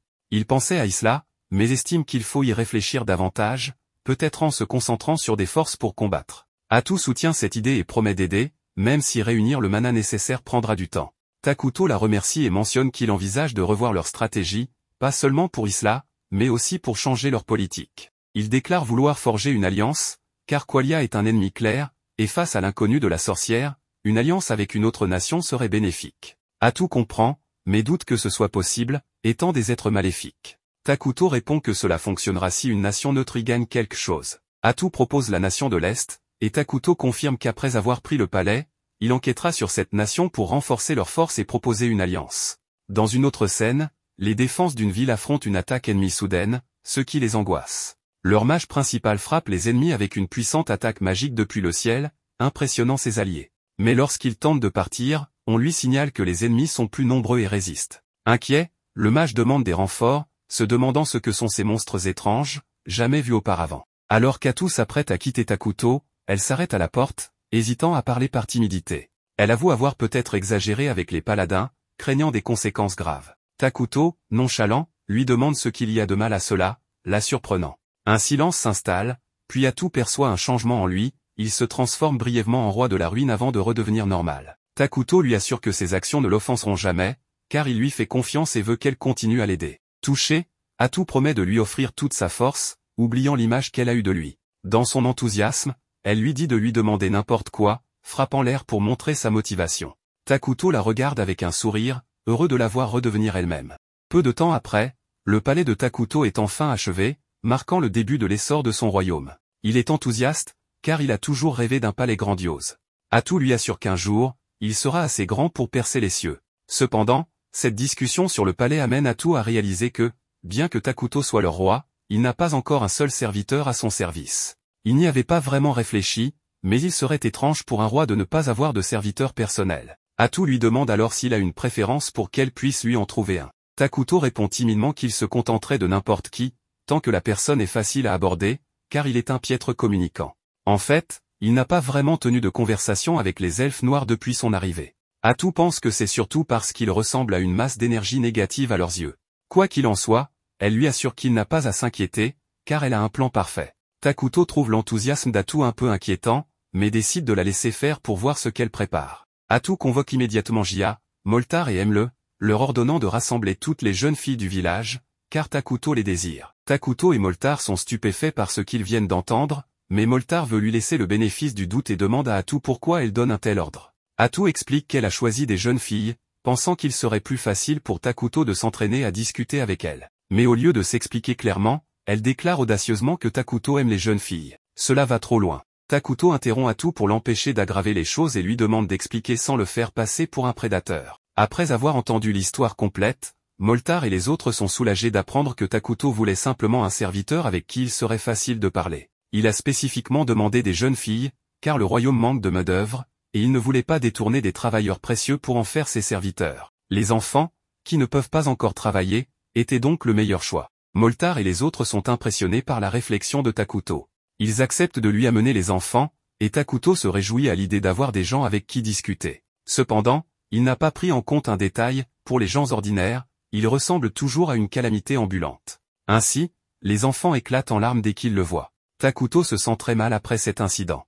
Atu demande à Moltar s'il y a des enfants qui ne hurleraient pas à la vue du roi. Dans ces circonstances, Moltar ne voit personne de convenable. Jia intervient soudain, demandant si Takuto a rencontré les jumelles, précisant qu'il ne les a pas présentées, car il ne pensait pas qu'elles seraient des servantes appropriées. En résumé, elles ont un passé troublé, et il craignait qu'elles n'offensent le roi. Mais à ce stade, les options sont limitées, alors Atu lui demande de les faire venir. Peu après, les jumelles arrivent au palais et se présentent comme Karia et Maria. Karia parle avec respect, tandis que Maria s'adresse à Takuto de manière décontractée, comme s'il était un ami. Atu devine immédiatement que ces filles ont traversé beaucoup d'épreuves. Elle demande à Karia d'où viennent les cicatrices sur son corps. Karia explique qu'elles sont dues à une maladie. Moltar précise que Karia a souffert d'une peste il y a quelque temps, et bien qu'elle soit guérie, les marques de la maladie persistent. Atu demande ensuite ce qui est arrivé à Maria. Karia explique que Maria a vécu quelque chose de très cruel, qui l'a changé à jamais. Atu insiste pour savoir ce que Karia entend par quelque chose de cruel, et Maria répond sans hésiter qu'elle a mangé sa mère. C'est bien pire que ce qu'Atou imaginait. Elle demande des explications à Moltar, qui n'est pas fier de ce qui s'est passé, mais c'était la seule solution. Les elfes noirs n'ont jamais oublié le noble sacrifice de la mère de Maria et Caria. Takuto se souvient que les elfes ont dû parcourir un terrain périlleux pendant longtemps après avoir été chassés de chez eux, et dans de telles situations, la famine devient un problème majeur, nécessitant des sacrifices. Être forcé de manger sa propre mère a brisé la vision du monde de Maria. Bien qu'il soit positif qu'elle ne semble pas avoir peur de Takuto, Atou doute qu'elle soit une bonne servante pour lui. Cependant, pendant qu'Atou réfléchit, Maria s'approche de Takuto et lui dit qu'il lui semble blanc. Takuto est surpris, car la plupart des gens le décrivent comme l'incarnation des ténèbres. Il lui demande si elle serait prête à devenir sa servante pour prendre soin de lui, et Maria répond qu'elle fera de son mieux. Takuto la nomme officiellement aspirante cadre de l'illustre Minogra. Atou est stupéfaite, car c'est la plus longue conversation que Takuto ait eue avec quelqu'un d'autre qu'elle. Cependant, Caria n'a pas beaucoup parlé, alors Takuto lui demande ce qu'elle pense de sa proposition. Caria répond qu'en tant que petite sœur de Maria, elle a le devoir de rester à ses côtés, et si Maria veut devenir la servante de Takuto, elle le fera aussi. Takuto est ravi et leur annonce qu'à partir d'aujourd'hui, elles seront chargées de s'occuper de lui. Jia et Moltar semblent toutefois un peu inquiets de cette décision. Après le départ des autres, Moltar s'approche de Takuto et lui confie quelque chose au sujet des jumelles. Depuis la mort de leur mère, elles n'ont plus ressenti la moindre émotion, comme si leur cœur s'était complètement fermé. Les avoir comme servantes présentera des défis, mais Moltar demande à Takuto de faire preuve de tolérance et de patience jusqu'à ce qu'elle s'ouvre. Plus tard, Maria et Caria commencent leurs fonctions officielles, mais les problèmes surgissent immédiatement. Maria trébuche en apportant un verre d'eau à Takuto et le renverse sur lui. Caria s'excuse pour elle, expliquant que ce n'est pas la première fois, mais Takuto dit qu'il n'est pas fâché. Peu après, Atou arrive et est déçu de voir que Maria a encore fait une erreur, mais Takuto lui demande d'être indulgente avec les filles. Atou ne supporte pas leur fréquente maladresse, mais si Takuto ne veut pas les punir, elle n'y peut rien. Elle lui rappelle qu'il a une réunion à laquelle Maria et Caria, en tant que servantes, devront assister et devront se comporter au mieux. La réunion commence peu après, et Emle, responsable du département de construction, fait son rapport. Avec le palais achevé, de nombreux ouvriers sont libres, et il reste beaucoup de ressources en stock. Elle propose de commencer un nouveau projet. Takuto et Atou approuvent et lui demandent de construire une clinique dès que possible pour assurer la santé et la sécurité des citoyens de Minogra. Emle promet de s'y mettre immédiatement. Ensuite, Atou souhaite parler à la personne responsable de la collecte des ressources, qui s'avère être aussi Emle. Elle signale que la collecte de nourriture et de matériaux se passe bien, et grâce à l'aide de Takuto, ils ont obtenu des produits de première nécessité qu'ils ne pouvaient pas produire eux-mêmes, bien que cela consomme beaucoup de mana. Ils devront trouver d'autres méthodes, car utiliser la production d'urgence trop souvent n'est pas idéal. Takuto dit qu'ils peuvent continuer à compter sur lui, mais ils doivent prioriser la construction et la recherche pour augmenter sa production de mana. Atou remercie Emle pour son travail acharné. Ensuite, la discussion porte sur la recherche magique, et Moltar prend la parole. Il annonce avoir créé une magie militaire, qu'il est pour l'instant le seul à pouvoir utiliser, mais il est convaincu que ses subordonnés pourront l'apprendre avec un entraînement suffisant. Il pourrait même utiliser le mana en ruine produit par le palais pour lancer des sorts puissants. Cependant, comme Takuto a déclaré ne pas vouloir déclencher de guerre, ils n'auront probablement pas beaucoup d'occasions de l'utiliser. Atou lui demande de se concentrer sur la recherche des 6 éléments principaux de l'arbre des compétences magiques, car ils seront les plus utiles au développement de la nation. Enfin, Atou demande à Jia un rapport sur l'état de l'armée. Il informe qu'il dispose de 5 insectes éclaireurs, occupés à explorer le territoire maudit, mais les plaines au-delà de la forêt sont difficiles à explorer sans risquer d'être repérés. La furtivité étant une priorité pour Minogra, les éclaireurs sont limités dans leurs explorations. Atou trouve cela acceptable, car ils ont déjà un rapport détaillé sur la forêt, et demande à Jia d'assigner les éclaireurs à des patrouilles de routine autour du périmètre. Jia s'inquiète de la faiblesse militaire, mais Atou assure qu'elle peut gérer toute menace, d'autant plus qu'elle et Takuto ont décidé de créer un nouveau héros. Takuto annonce qu'il va invoquer Isla et demande si les ressources nécessaires sont prêtes. Moltar confirme que le bois et les rations sont prêts, mais il reste le problème de la grande quantité de mana requise. Après de nombreux débats et compromis, la réunion se termine, et Takuto est satisfait de la manière dont chacun remplit son rôle. De retour dans la salle du trône, Maria heurte Takuto, faisant tomber les documents de la réunion. Caria s'excuse à nouveau et aide à ramasser, mais il déchire accidentellement un document. Elles s'attendent à ce que Takuto soit en colère, mais il leur dit de ne pas s'inquiéter et va s'asseoir sur son trône. Maria s'approche soudain et lui demande s'il est une mauvaise personne. Étant d'alignement maléfique, il l'est techniquement, alors elle demande pourquoi il ne les a pas tués malgré leurs erreurs constantes, qui justifieraient l'exécution d'un serviteur. Takuto leur demande ce qu'elles pensent être la différence entre une bonne et une mauvaise personne. Pour Maria, une bonne personne fait seulement de bonnes choses, et une mauvaise personne, seulement de mauvaises. Takuto lui dit qu'elle n'a qu'à moitié raison. Une bonne personne doit toujours faire ce qui est juste, sans mentir, voler ou tuer sans raison. Mais une mauvaise personne n'a pas forcément à toujours faire de mauvaises choses. Par nature égoïste, elle fait ce qu'elle veut sans se soucier des sentiments des autres. Dans son cas, Takuto veut être gentil avec elle, donc il n'y a rien de mal à être indulgent face à leurs erreurs. Il sait qu'elles ont fait exprès de multiplier les erreurs pour le mettre en colère. Maria et Karia admettent qu'elles espéraient qu'il les tuerait à force de causer des problèmes, pensant ne pas mériter de vivre après ce qu'elles ont fait.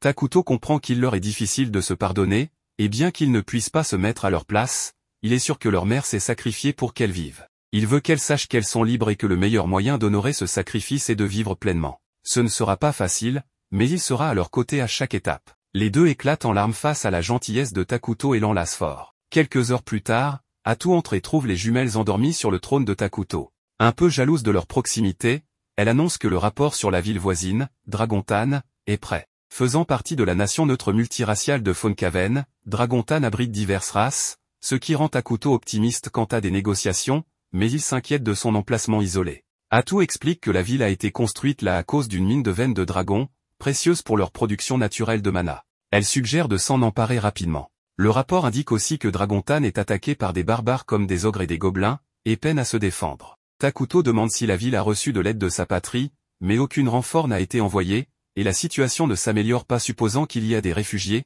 Takuto propose de les accueillir à Minogra pour augmenter la population tout en établissant des relations avec Dragontan, avec l'espoir de revendiquer la mine de veines de dragon à terme. Alors qu'il se dirige vers la ville, l'envoyé d'Atu croise un groupe de bêtes humanoïdes au milieu de nulle part, et la tension monte aussitôt. Le chef des bêtes humanoïdes, Tonukapoli, est terrifié par Atu, car elle et les autres sont entourés d'une obscurité si dense qu'elle est visible à l'œil nu. Elle fait de son mieux pour garder la paix, car ces hommes sont tellement pétrifiés qu'ils pourraient attaquer les deux par peur, ce qui risquerait de tous les faire tuer. Atu a toujours pour ordre de cacher l'existence de Minogra. Elle s'apprête donc à éliminer tous les témoins présents. Cependant, Pépé, ici présent, est bien trop stupide pour comprendre la menace que représente Atu. Il lui demande simplement son nom et entame une conversation. Une attitude si audacieuse et stupide qu'elle surprend Atu, qui décide finalement de ne pas les tuer pour l'instant. Au bout d'un moment, les deux groupes parviennent à s'entendre, et Atu découvre que le groupe de Tonukapoli est en réalité une délégation envoyée par Dragontan. C'est une chance inespérée, car cela lui évitera de devoir s'y rendre elle-même. Elle invite donc Tonukapoli et ses hommes à rencontrer le roi de Minogra. Tonukapoli est un peu nerveuse, car un roi capable de commander quelqu'un d'aussi puissant qu'Atu doit forcément être terrifiant. Et quand elle rencontre enfin Takuto, c'est encore pire que ce qu'elle imaginait, tout ce qu'elle voit, c'est un abîme infini d'obscurité. Elle commence vraiment à regretter la décision qu'elle a prise plus tôt. Avant de rencontrer Atu, le groupe avait été attaqué par un géant dans les terres arides. Mais Pépé, l'un des porteurs de bâtons, a pu utiliser la magie de l'herbe pour localiser le géant et le faire tomber. Au lieu d'achever le géant, il se contente de monter dessus et commence à exiger des éloges pour sa magie. Comme prévu, le géant finit par se libérer et jette Pépé au sol. Mais juste au moment où il s'apprête à l'écraser, Tonukapoli intervient et utilise à la fois la magie de l'herbe et de la terre pour plaquer le géant contre un rocher. Elle assène ensuite une claque à Pépé et lui dit qu'il doit arrêter de se comporter comme un idiot, car en tant que seul jeune porteur de bâton, l'avenir de leur peuple dépendra un jour de ses actions.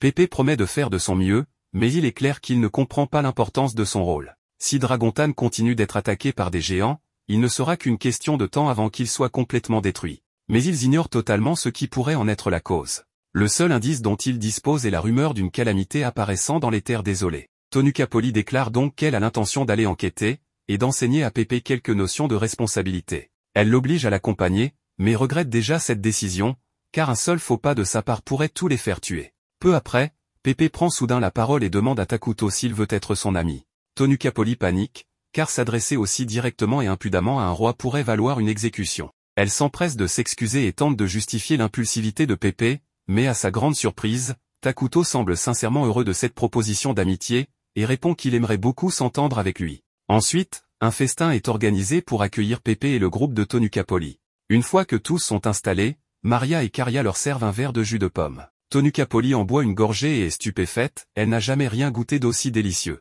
Quant à la qualité des verres, elle surpasse largement celle des meilleurs artisans du continent. Pépé adore également le jus, et demande à Maria un autre verre. Avant même que son jus supplémentaire arrive, il saute de sa chaise et commence à complimenter Jia sur ses énormes muscles. Puis il va montrer sa magie à Moltar. Tout le monde le laisse faire, car Takuto semble l'apprécier. Takuto est impressionné par la sociabilité de Pépé, quelle que soit la situation, et il est heureux qu'ils soient devenus amis.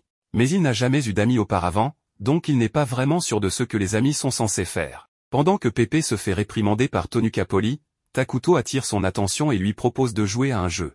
La pièce devient silencieuse un instant, personne ne s'attendait à cette proposition, et Takuto commence à se sentir mal à l'aise. Mais Pépé accepte joyeusement. Les deux s'installent donc ensemble. Le premier jeu est une invention de Pépé, chacun prend une brindille d'herbe, puis il tire dessus pour voir laquelle casse en premier. Tonukapoli craint que Takuto ne se sente offensé par un jeu aussi simple, mais en réalité, il s'amuse beaucoup. Il continue à jouer un moment, et Pépé essaie plusieurs jeux inventés par Takuto. Il dit s'être bien amusé, et suggère même que Takuto pourrait les vendre à Dragontan. Tonukapoli l'interrompt aussitôt, car ce n'est pas à Pépé de prendre ce genre de décision. En réalité, Takuto est ravi que Pépé ait abordé le sujet du commerce, car il souhaite établir une relation commerciale avec Dragontan. Mais avant cela, il devra mettre de côté son amitié avec Pépé et agir strictement en tant que souverain. Une fois le repas terminé, Atu attire l'attention de Tonukapoli et lui demande pourquoi elle est venue dans ces terres en premier lieu.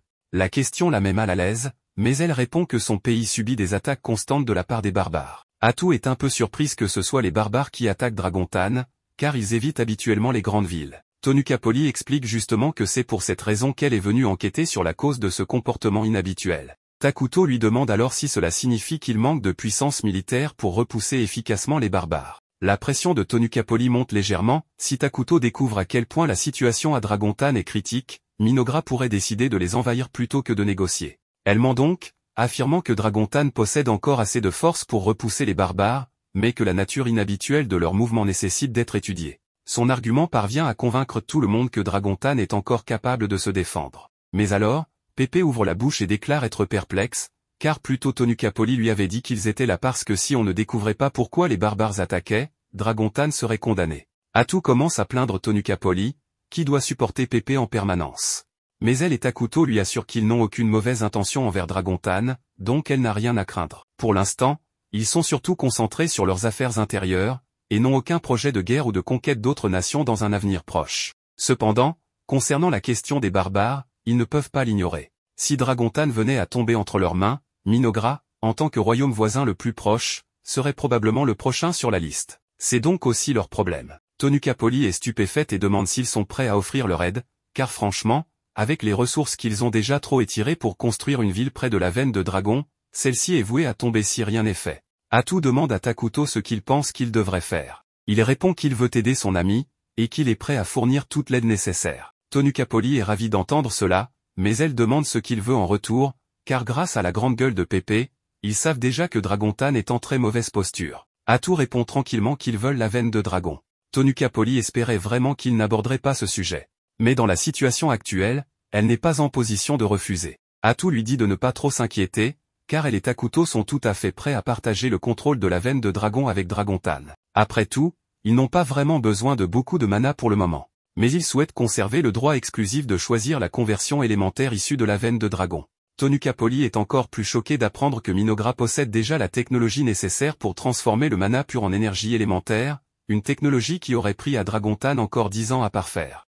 Il devient clair pour elle que Minogra est une civilisation bien plus avancée que la leur. Former une alliance avec eux serait donc extrêmement bénéfique. Mais conformément à la tradition, elle dit à Pépé que c'est à lui de décider. Il peut être un idiot, mais il est le plus jeune porteur de bâton, et donc, par extension, le futur dirigeant de la nation. Il a aussi un excellent jugement sur les gens. Elle lui demande donc s'il souhaite conclure cette alliance. Pépé répond qu'il veut être ami avec tout le monde à Minogra. Les deux royaumes officialisent donc une alliance. Peu de temps après, Atu convoque une réunion pour discuter des termes de leur accord avec Dragontan. Minogra accepte d'envoyer des biens de consommation à leur ville, en échange desquels Dragontan leur fournira des produits métalliques et des articles de première nécessité. Moltar est satisfait de cet accord, car jusqu'à présent, il dépendait entièrement de Takuto pour ses ressources. Mais leur plus grand gain est sans aucun doute l'accès à la veine de dragon. Et ils ont Pépé à remercier pour la tournure favorable des événements. S'ils n'avaient pas révélé l'état réel de Dragontan, Tonukapoli aurait maintenu une fausse assurance, et leurs relations internationales n'auraient probablement pas progressé. Par conséquent, Dragontan aurait été détruit bien avant que Minogra puisse apporter une quelconque aide. Takuto commence alors à se demander si Pépé est vraiment un idiot, ou s'il a peut-être tout planifié pour obtenir le meilleur résultat possible. Ensuite, Atu suggère qu'il devrait discuter de la manière de gérer les relations avec Dragontan à l'avenir. Mais Maria et Karia semblent un peu perdus. Elle demande alors si quelqu'un sait vraiment quel genre de nation est Dragontan. Tous étaient tellement concentrés sur les négociations qu'ils ont oublié qu'aucun d'eux n'était jamais allé dans ce pays auparavant. Or, une grande partie des relations internationales consiste à comprendre la culture et les valeurs de ses alliés. Quand Takuto jouait au jeu autrefois, il lui suffisait de cliquer sur un bouton pour établir des relations amicales. L'idée ne lui était jamais venue qu'il devrait maintenant travailler activement à maintenir cette alliance. Étant donné leur méconnaissance de Dragontan, Atu suggère que leur première étape devrait être d'enquêter sur la capitale, Croissant de Lune, située assez loin de Minogra. Une telle enquête prendrait donc du temps. Takuto dit qu'ils peuvent remettre cela à plus tard, car leur priorité devrait être d'aider Dragontan à repousser les géants. Cependant, Moltar souligne qu'une visite à une autre nation ne peut pas se faire à l'improviste, il existe des règles à respecter. Maria et Karia lèvent la main pour demander s'il serait acceptable d'y aller simplement pour s'amuser. Aussi enfantin que cela puisse paraître, c'est en réalité une excellente idée, s'ils présentent cela comme une visite de courtoisie avant l'envoi d'une délégation officielle, ils pourront partir immédiatement. Moltar propose d'y aller, mais Takuto pense qu'il est trop haut placé pour être envoyé comme messager. Aux yeux de l'autre nation, Moltar serait essentiellement le chancelier de la magie le plus haut gradé de Minogra, donc il est exclu. Il en va de même pour Jia et Emle, dont les postes sont tout aussi importants. Ils ont besoin de quelqu'un en qui Takuto a confiance, mais qui n'occupe pas un poste trop élevé. C'est alors que Maria et Karia lèvent la main pour se porter volontaires. Takuto rejette aussitôt l'idée, car il craint que ce soit dangereux. Atu propose alors d'y aller à leur place, mais Moltar lui rappelle qu'elle est la confidente la plus proche de Takuto, et donc, à part Takuto lui-même, la personne la plus importante ici. À cet instant, Maria et Karia s'approchent de Takuto et lui rappellent qu'il leur a donné la liberté de faire leur propre choix. Elles souhaitent donc faire tout leur possible pour l'aider, même si cela comporte un danger. Takuto hésite à accepter de les envoyer en mission, mais il est incapable de refuser face à leur regard. Il finit donc par accepter, et Atu est jalouse que Takuto ait cédé à la mignonnerie de quelqu'un d'autre qu'elle. Emle a encore quelques inquiétudes à propos de les envoyer seuls, mais Takuto dit que tout ira bien, car il a déjà quelques bons gardes du corps en tête. Ensuite, il retourne dans sa salle du trône, où Atu fait la moue parce que Takuto a accepté la requête de Maria et Karia. Il ne sait pas quoi faire. Il se tourne vers Maria pour obtenir de l'aide, et elle lui conseille de dire simplement à Atu ce qu'il ressent. Il décide donc d'essayer. Il s'approche d'Atu, s'excuse de l'avoir mise mal à l'aise, et lui dit qu'elle n'a pas à craindre d'être remplacée. Il est extrêmement reconnaissant pour tout ce qu'elle fait pour lui, et pour le fait qu'elle soit toujours à ses côtés. Il lui dit qu'il n'y a personne d'autre avec qui il préférerait être. C'est tout ce dont Atu avait besoin pour se sentir rassuré. En fait, elle imagine déjà une vie conjugale heureuse avec Takuto. Lui ne sait pas exactement à quoi elle pense, mais il est content qu'elle ne soit plus en colère contre lui. Un peu plus tard, Takuto emmène Maria, Karia et Atu à la clinique, mais elles ne comprennent pas pourquoi il les a amenées ici, car aucune d'entre elles n'est malade. Takuto explique que la clinique était bon marché à construire, donc il l'a faite sur un coup de tête. Mais puisque Maria et Karia vont partir en mission, il a pensé qu'il pouvait tout aussi bien envoyer avec elle les nouveaux médecins de peste qu'il a créés en tant que garde du corps. Lorsque Takuto ouvre la porte de la clinique, ces hommes en uniforme l'accueillent de manière à la fois respectueuse et énergique, honorés par sa présence.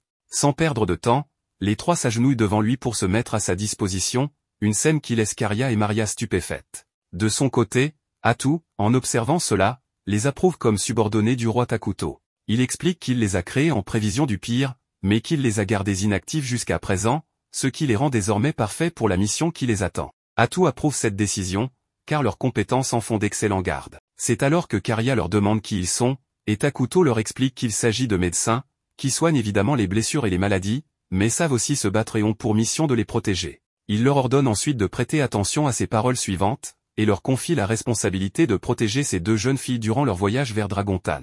En plus de cela, ils devront observer la civilisation et l'état de ces terres. Chacun montre son enthousiasme face à cette tâche, car elle implique des comportements très humains, et le bruit qu'ils produisent laisse les jumelles un peu étourdies. Sans aucune hésitation, ils acceptent cette mission, étant donné qu'ils sont des modèles exemplaires d'humains. Maria se laisse charmer par leur personnalité. Takuto, quant à lui, considère que c'est là une occasion de faire quelque chose digne d'un roi. C'est pourquoi il annonce au médecin qu'il leur accordera une récompense, même si c'est prématuré, pour avoir protégé les filles et suivi ses ordres. Ce qu'il prévoit, c'est de leur donner des prénoms humains. En les désignant un par un, il les nomme Ichiro, Jiro et Saburo, en précisant que c'est une obligation pour eux d'y répondre. Après cela, Takuto pense que dans ce monde, les unités ont une personnalité, contrairement aux jeux, et qu'elles sont obsédées par les humains. Ainsi, en reconnaissant leur individualité, ils pourraient en tirer de bons résultats. Soudain, ils commencent à s'adresser entre eux en utilisant leurs nouveaux noms, démontrant ainsi une grande loyauté envers leur roi. Maria se joint également à ce vacarme qu'il provoque. Voyant cela, Takuto se demande s'il n'est pas allé trop loin, et Atu pense que c'est peut-être le cas. C'est pourquoi il demande à Karia son avis, voulant savoir si elle va bien. Elle répond par l'affirmative, affirmant qu'elle travaillera dur, sans toutefois réussir à cacher complètement son inquiétude concernant cette mission. Dans une autre scène, nous retrouvons la mère de Dragontan, une elfe. Dans son bureau, elle ne cesse de se plaindre de la lourdeur de son travail. Elle crie presque, car elle pensait vivre libre, loin des elfes orgueilleux, et espérait tomber amoureuse d'un bel homme pour fonder une famille heureuse. Tout en se plaignant amèrement de cette injustice, elle prend une bonne gorgée d'alcool. Changeant de sujet, elle s'interroge sur la manière de coopérer avec les ténèbres pour protéger la ville, n'ayant jamais entendu parler de Minogra. À ce moment-là, une employée entre dans son bureau pour lui annoncer quelque chose. Dès qu'elle prend conscience de son attitude déplorable, elle s'essuie les yeux pour se montrer aimable et belle. Après cela, la jeune femme l'informe qu'elles ont des visiteurs qui souhaitent la voir, bien qu'il n'ait pas de rendez-vous. À peine entend-elle cela que la mère lui ordonne de les faire partir, affirmant que son temps vaut plus que de l'or et que quiconque ose l'interrompre mérite la mort. La jeune femme précise alors qu'ils se présentent comme des émissaires de Minogra, ce qui fait réprimander la mère pour ne pas l'avoir dit plus tôt. Après tout, ils sont désormais une priorité absolue. Une fois que les jumelles sont assises dans son bureau, elle les accueille de façon amicale, se présentant comme Antlise, la mère. Ensuite, elle observe attentivement les médecins, intrigués par l'aura sombre qu'ils dégagent. Les jumelles se présentent à leur tour, et Antlise les complimente pour leur politesse, mais en son fort intérieur, elle sait qu'elles sont des elfes des ténèbres. En effet, elle a appris que Minogra a adopté des elfes comme citoyens, et elle est donc curieuse de découvrir qui elles sont. De plus, elle n'a pas oublié qu'elle doit se méfier des 3 individus qui les accompagnent, car elle a entendu jadis des récits sur des elfes noirs assassins.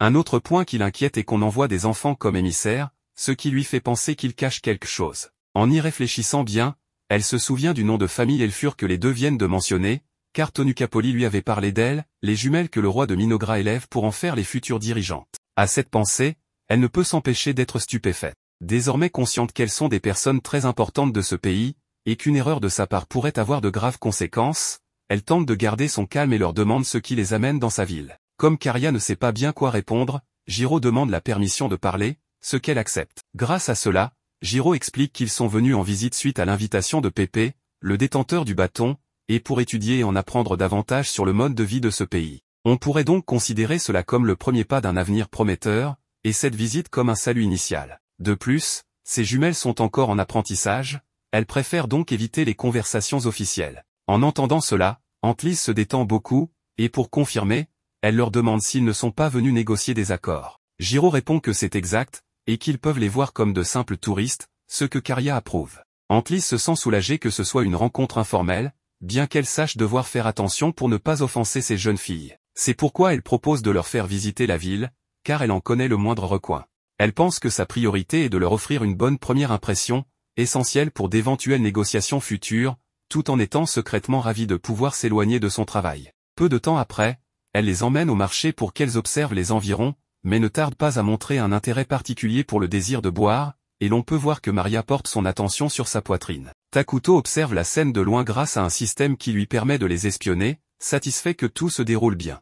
Mais, distrait, Tog le réprimande pour avoir négligé la paperasse qu'il doit traiter. Lorsque le soir tombe, Antlise prend congé des filles après avoir terminé la visite. Ensuite, elle s'assoit dans un lieu privé pour discuter de ce qu'elles ont appris ce jour-là. Karia demande à Maria ce qu'elle a pensé de cette journée, et celle-ci commence à lui décrire les préoccupations et les pensées des habitants de cet endroit. Certains se plaignaient de ne rien avoir à manger, d'autres craignaient les ennemis extérieurs, et se demandaient aussi ce qu'il en était. Les médecins montrent de l'intérêt pour ces révélations, alors Karia leur explique que sa sœur est capable de percevoir ce que ressentent les autres. À peine ils l'entendent, que les 3 louent aussitôt ce pouvoir, et Jiro suppose que c'est pour cette raison que Maria lui a demandé d'acheter quelque chose pendant leur promenade en ville cet après-midi-là. En ouvrant le sac, Maria découvre une sorte d'herbe, que Karia reconnaît comme étant de l'herbe popile, déjà avec des fruits. Il s'agit d'une plante provoquant des états d'euphorie et d'hallucination intenses, dont l'usage, la possession et la culture sont interdits dans presque tout le monde. Dès que Jiro comprend de quoi il s'agit, il ordonne à Maria de la jeter immédiatement, ce qu'elle fait sans protester. Karia ajoute que, bien qu'elle soit sauvage, elle est bien entretenue et sans insectes, ce qui signifie qu'elle a probablement été cultivée par quelqu'un.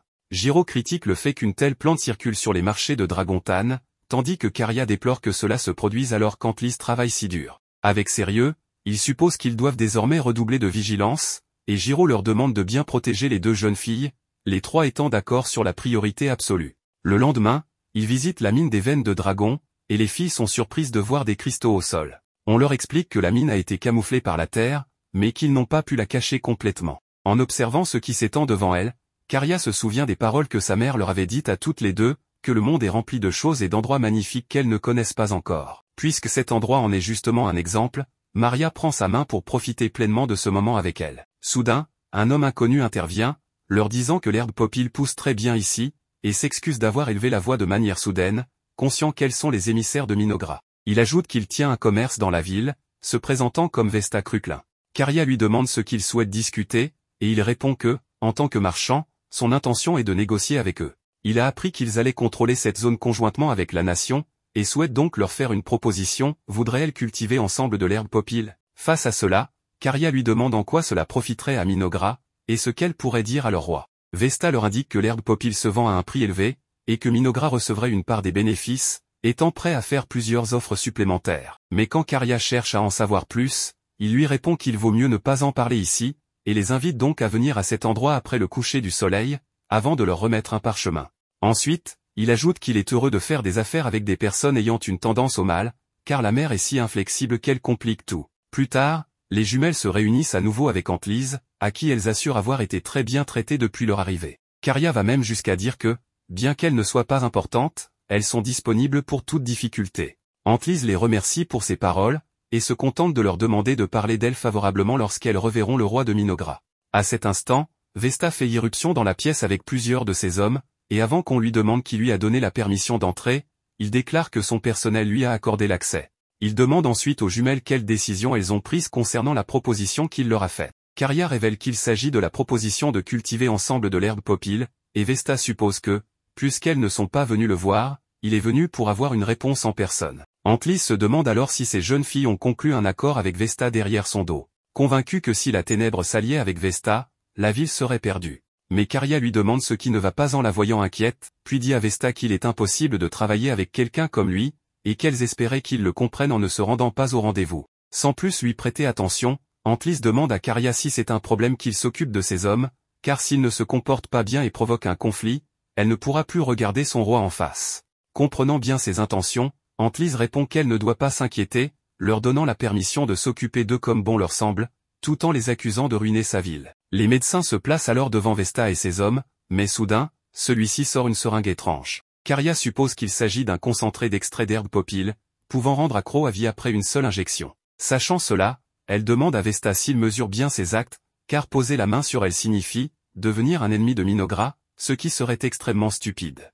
Même si ce ne sont que des jeunes filles sans défense, le roi Takuto, qui leur a confié cette mission, est un monarque remarquable. Mais Vesta affirme qu'elle ne devrait pas s'inquiéter, car une seule injection suffirait à les rendre obéissantes. Ensuite, le pervers Takuto ne pourrait plus ouvrir la bouche et ferait ce qu'il dirait aussi. Sans autre commentaire, il donne la seringue à l'un de ses hommes, certain qu'ils accompliront la tâche. Mais après quelques pas, une arme est tirée devant eux et se plante dans le mur. En se retournant, Vesta est complètement choquée. De son côté, Takuto reste calme dans son bureau, heureux de constater que l'unité des médecins s'avère si utile dans ce monde. Comme Emle est présente, elle lui demande pourquoi il a envoyé des médecins comme garde, alors que des guerriers étaient disponibles. Atu explique que les médecins adorent les humains et les semi-humains. Grâce à cela, ce sont des unités aux compétences très particulières, à la fois capables de guérir et de tuer des humains. Bien qu'ils les adorent, ils n'ont pas pu devenir humains eux-mêmes, c'est pourquoi existent les mangeurs de cerveau. En entendant cela, Emle est un peu troublé. Revenant à la scène intérieure, Vesta observe ces hommes en morceaux au sol, tandis que les médecins révèlent enfin leur véritable apparence. Entre eux, ils commencent à parler de la possibilité de leur arracher la peau et de la porter, pour être plus proche d'être de vrais humains. Cette scène trouble profondément Antlise, et voyant son état, Maria la console avec innocence. À l'opposé de cette douceur, Karia ordonne aux mangeurs de cerveau de mettre fin à Vesta une fois pour toutes. Avant que cela n'arrive, Vesta leur demande s'ils ne sont pas maléfiques comme lui, mais Karia rétorque qu'il ne doit surtout pas les comparer, car il a insulté leur roi, ce qui est impardonnable. Elle n'éprouvera aucune pitié envers les ennemis de Minogra, ni envers ceux qui font du mal à sa sœur, ni envers ceux qui offensent son roi. Takuto a dit que les personnes mauvaises sont libres de faire ce qu'elles veulent, et c'est grâce à cette liberté, ainsi qu'à l'approbation de son roi, qu'elle ordonne aux trois de l'éliminer. Sans perdre une seconde, les médecins attaquent, et après avoir achevé Vesta, laissant les lieux un peu éclaboussés de rouge, ils demandent aux jumelles ce qu'elles pensent de leur nouvel aspect, désormais vêtues de peaux humaines. Maria leur dit qu'ils ressemblent à des humains, tandis que Caria s'excuse auprès d'Antlise pour avoir sali la pièce, n'ayant pas prévu qu'il s'emporterait autant. Antlise, avec 5 nouveaux traumatismes, affirme qu'il n'y a aucun problème. Cependant, elle réfléchit profondément au fait que cette jeune fille ne montre aucune émotion face à ce carnage, et, incapable de se retenir, elle urine sur elle-même. Les médecins, remarquant cela, décident qu'ils doivent faire preuve d'empathie humaine, et décident donc de faire de même, afin qu'elle ne se sente pas seule dans l'embarras. Maria se joint à ce spectacle, mais Caria leur ordonne d'arrêter, et d'un coup de pied ferme, elle les frappe tous les 3, tandis qu'ils continuent leur vacarme. Elle laisse alors échapper un soupir de résignation, puis se met à rire de cette folie, cette fois un peu plus calmée.